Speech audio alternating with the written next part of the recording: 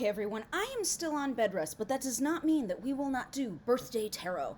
So every year I do a year in a day spread for myself. It's something that I also do for my clients around their birthdays, and I share mine across social media and the interwebs so that people can see what it's like and get a feel of what a year in the life of Lily looks like. So there is one card for every month and then a card that is the theme.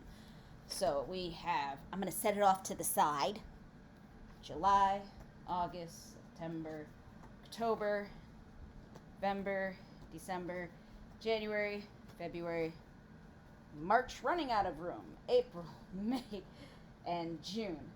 And then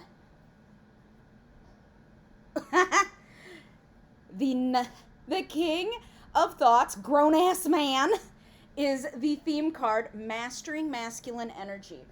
Considering my business is growing, that is valid. So I'm trying, I gotta move. I'm trying not to mess up the cards. All right, so the reason I'm on bed rest is because my migraines got a little bit out of hand. And so the doctor was like, you just need to rest and let your brain calm down, and then I can be back up and moving and grooving. So it's nothing serious, it's nothing horrible, it's just migraines. And those of you who have migraines, my heart goes out to you because this is not fun. So, July, this month, we have the moon, the ghoster, stepping into the unknown. And so this, for me, July, is really following my intuition, because what I logically want to do is work. What I logically want to do, and I'm so excited to do, is grow my business. But my intuition is saying, hey, how about you rest a little bit more rest for you. So very much following my intuition, even if it means ghosting people, even if it means bailing on things. Your health needs to come first, because it is the vessel that holds your soul. And if the vessel's broke, the soul ain't gonna do shit. So that's a very important life lesson for everybody. Take care of the vessel. The Fool, the millennial, starting the journey. So August, we have the Fool, and that is endless possibilities, and I will start traveling again in August. And I love that. I am actually hanging out with a bunch of millennials. I'm not hanging out with Gen Z or Gen X, I think, at all, except for one day in August. So I am very much going to be doing the millennial thing and having endless opportunities open up for me to have abundance and growth in my personal and professional life. So I am all for that in August. September is the Queen of Swag. Who run the world? I do. Well, I run my business, and my business is my world. Mastering the feminine energy. So remember, the overarching theme is masculine energy and being assertive and decision making. But September is all about mastering the feminine energy.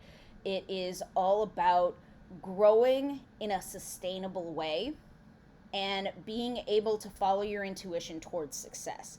Because it's still swag, it's still a pentacle. So it's still finite resources, money, investments, health, that type of thing. But it's a very intuitive, nurturing, feminine energy. So I really like that. I'll take that. No tarot card is bad, by the way. People are like, oh my god, you got the Tower, you got Death, awful. No, it's fine. Every card means something that you need to know. That's all it means. So then we have October, 10 of Thoughts. I can't even, which is the end results. So the 10 of Thoughts has a lot to do with big emotions. And for those of you who don't know, I am a proud Cancerian, and because I could not do my birthday this year because I was on bed rest, I am doing it so big next year. So stay tuned, and also put in the comments what you think I should do for my birthday, because I plan to make it epic. So 10 of Thoughts for October. I can't even. I'll probably be very overwhelmed. October, for people with chronic illnesses, can sometimes do an October slide. And it's where our immune system and the pressure with weather and stuff can sometimes jack with us. And a lot of people have colds and flus, and so those of us who are immunocompromised. So I always feel a little bit yucky in October, no matter what. But I always power through. October is a power through month for me. July apparently is not this year. 2025 is not a power through year for me. So then we have November and the Tower, the dumpster fire, a serious wake up call. Yep. So again, the Tower is not a bad card. People are like, oh my God, that means your life is falling apart. I joke with people and say that my life is a dumpster fire. It used to be a train wreck that had casualties before I had healed from my trauma. Now it is simply a dumpster fire. It is contained and occasionally very pretty when I throw fireworks in there. And so this actually makes me happy. It means things are going to get shaken up. It means things are going to no longer affect me and I'll be able to get rid of them to grow. So if you're holding on to stuff, this is a great card to come up because it will force you to let them go. So December is the Two of Feels, engagement photos, making a choice. And I am using the Millennial Tarot deck. I like it. It makes me happy. It has a bunch of detail. It has an element and a zodiac sign at the top. And then it has the like Two of Feels is the Two of Cups, and then it has a description, and then it has subtext. And so engagement photos, you can take it really literally. Tarot is usually symbolism. I do not think I'm getting engaged in December. However, Christmas is my favorite time of year. My birthday and Christmas are huge to me. I will always celebrate them gangbusters. So in December, we have the Two of Feels. We are really being aware of how we feel and our connections to people, and I think this is really good for me to end my year with. I do a word of the year for my business and my personal life, and this year my business word was lucrative and my personal word was connections. And the Two of Cups is all about connections with people, and so the fact that I'm ending the year the way that I began it in my personal life makes me super happy. Yay! January, the Two of Thoughts. To be honest, I don't know, making a choice. So January, I'm actually planning a trip with a friend, and so this honestly makes a lot of sense because my guess is that we're going to be having so many different options that it's going to be like, oh my God, what do we do? And they're all awesome. Like, no, there are no bad choices in January for me. No bad choices. But you got to pick. Remember, inaction is stagnation. It's a form of blocked energy. You can take a pause, you can process, you can have your feels, you can rest when the doctor says be on bed rest. But you still have to make decisions and move forward. Because the idea that there's a wrong choice is just causing you to stop. Make a choice and then adjust as you go. You're not perfect. You will make mistakes. We all make mistakes. I make mistakes on a regular basis, believe it or not.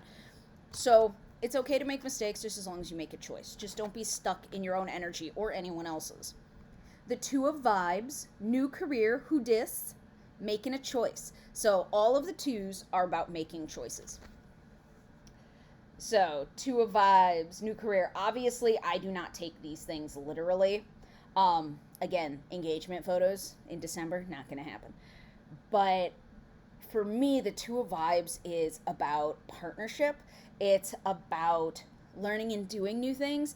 So I am super excited that apparently in February I will be starting new adventures because I love me an adventure. I love collabing with people. I love new ideas. I love new avenues for my business and my personal life.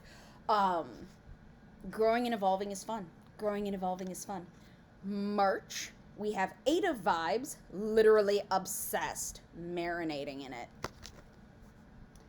So the Eight of Vibes makes a lot of sense for March. It has to do with success and moving forward. And obviously after February, doing collabs and new ideas and fun and growing, it'll be great for those things to come to fruition and make success possible. So I love that for this card. That is awesome.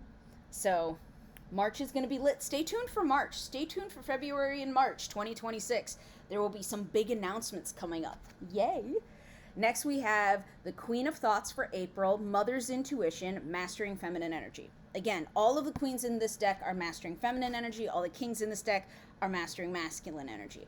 So the Queen of Feels, a Mother's Intuition. So on Mother's Day this past year, I got a message from one of my clients that said, I know that you have no children, but you are one of the best mothers I have ever met. You are the mother to your clients, you are nurturing and caring and supportive unconditionally. And I've never felt so seen, because that's literally the goal for me and my business and how I want my clients to feel. My clients are my little ducklings. They are amazing, and I want them to swim and fly all by themselves, and I will happily protect them until that happens. And so the fact that someone saw that was really, really meant a lot to me.